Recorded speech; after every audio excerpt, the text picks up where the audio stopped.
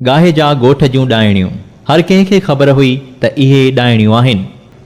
उहे ॾाइणियूं पहिरीं छतनि छा बुखारीअ जे मुक़बरे जे चौधारी चकर लॻाए मज़ार खे चिंबड़ी अलाए त छा पढ़ंदियूं ऐं ॻाईंदियूं रहंदियूं हुयूं।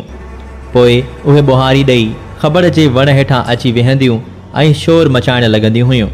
ख़बर जे वण में ॿधल हिक चड़े खे एतिरो त ज़ोर सां वॼाईंदियूं हुयूं जो सॼो क़ब्रिस्तान गूंजजी वेंदो हो।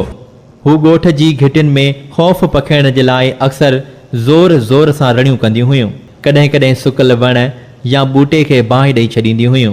पर जॾहिं राति थींदी हुई उन्हनि क़ब्रिस्ताननि जो रुख कंदियूं हुयूं जिते को नओं लाश दफ़न कयो वियो हुजे। नई लाश जो ॾसु ख़ैन शैतान ॾींदो हो। ॻोठ जे वॾेरे हिक ॾाइण खे पकिड़े ॾाढी मार ॾिनी। हुन ॿियनि ॾाइणियुनि जी मौजूदगीअ खे तस्लीम कयो। उन्हनि ॾाइणियुनि खे सख़्तु मार कुट बाद संदन ठोड़ कई वई। उन्हनि जे पेरनि जूं खुड़ियूं कटियूं वयूं ऐं उन्हनि जी ज़बानुनि जूं चोटियूं पिणु चाकू सां कटियूं वयूं। तंहिं बाद उन्हनि ॾाइणियुनि जी जादुई ताक़त हमेशह जे लाइ ख़तम थी वई।